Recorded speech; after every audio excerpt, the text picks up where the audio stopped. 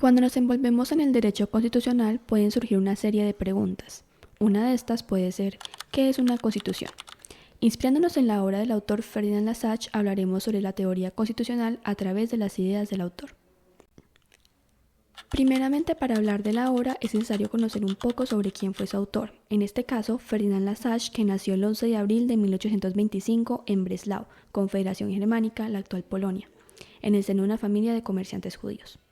Fue un abogado y político socialista alemán, el cual se afilió a la Liga de los Justos, participó en la Revolución Alemana de 1848 y fue encarcelado por sus actividades políticas, entablando así una amistad con Karl Marx y Louis Blanc durante su participación en la Revolución.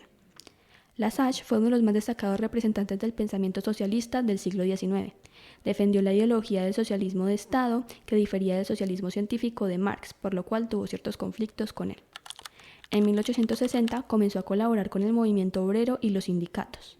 En 1863 fundó la Asociación General de Trabajadores Alemanes, el primer partido político de trabajadores de Alemania. Lassalle también escribió La Guerra Italiana y la Misión de Prusia, y fue conocido por su concepto de la ley de bronce del salario, que sostenía que los trabajadores no podían mejorar sus condiciones de vida en la sociedad capitalista. Ahora bien, entrando en materia del libro, comencemos con un resumen del capítulo 1. En este capítulo, Lassalle cuestiona la naturaleza de una constitución, argumentando que las definiciones tradicionales solo describen su forma exterior sin capturar su esencia. Para él, una constitución debe ser la ley fundamental que informa y engendra las demás leyes, reflejando los factores reales del poder de una sociedad.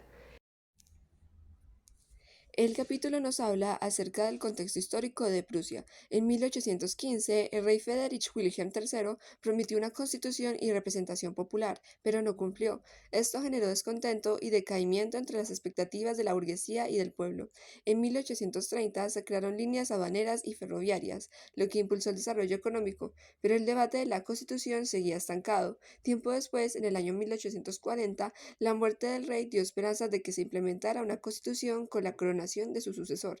No obstante, este nuevo monarca tampoco se veía con intenciones de cumplir con las promesas de su antecesor, hasta que en el año 1847 el rey unificó las 8 dietas provinciales para mejorar la economía, buscando que se le aprobaran empréstitos a cambio de darle al pueblo un tipo de representación.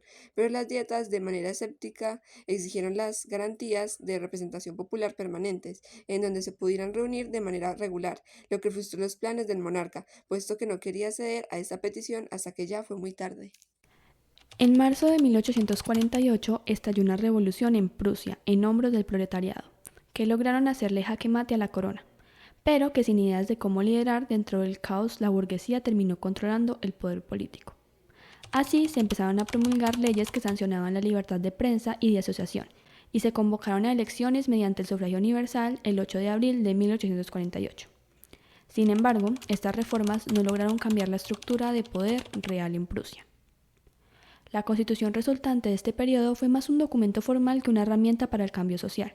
Lassalle vio esto como un fracaso en la implementación real de una constitución que respondiera a las necesidades e intereses del pueblo.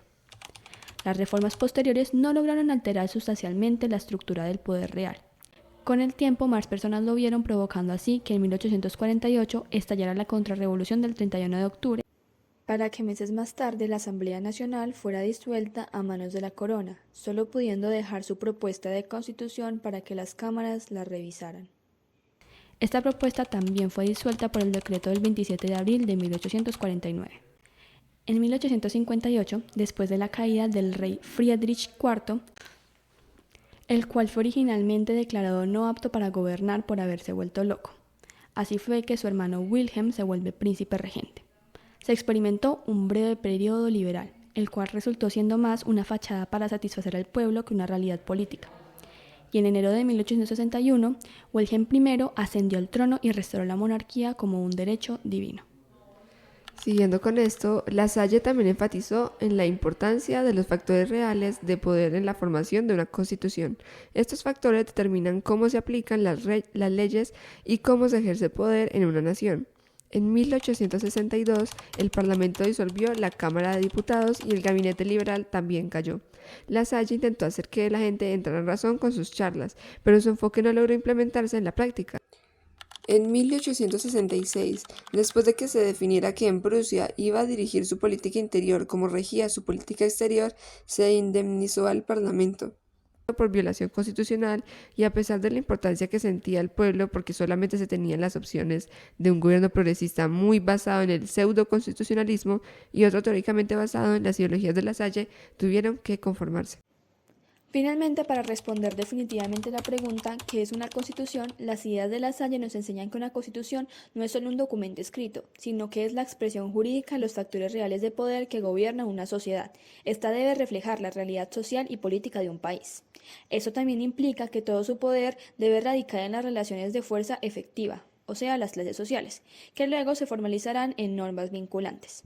Por ejemplo, como vimos en la Prusia del siglo XIX, las promesas constitucionales de la monarquía no reflejaban las dinámicas de poder reales, lo que llevó a reformas vacías, una dependencia pseudo-constitucionalista y a diversas revoluciones que no llegaron a ningún lado. Y en base a lo anterior expuesto, para responder a la otra pregunta del video acerca de si una constitución y la ley son conceptos iguales y de diferente jerarquía, la constitución es la norma de normas, un instrumento que fundamenta el orden jurídico y que sirve para regular la creación de las mismas, mientras que las leyes son herramientas diseñadas para aplicar los mandatos de la constitución. Y aquí está la lección atemporal. Una constitución auténtica no se decreta, se negocia. Es el pacto donde convergen las aspiraciones colectivas y los equilibrios del poder. Como abogados, ciudadanos y simplemente seres políticos, debemos preguntarnos, ¿nuestras leyes fundamentales respiran al ritmo de la sociedad o son reliquias inherentes, desconcertadas de las luchas y sueños actuales? En un mundo donde las democracias se enfrentan crisis de legitimidad, La Salle nos desafía a vigilar que el poder no se disfrace de legitimidad vacía. La próxima vez que leamos un artículo constitucional, preguntémonos, ¿qué fuerza lo sostienen? ¿A quién empodera? La justicia no está en las palabras, sino en su capacidad de transformar. Muchas gracias.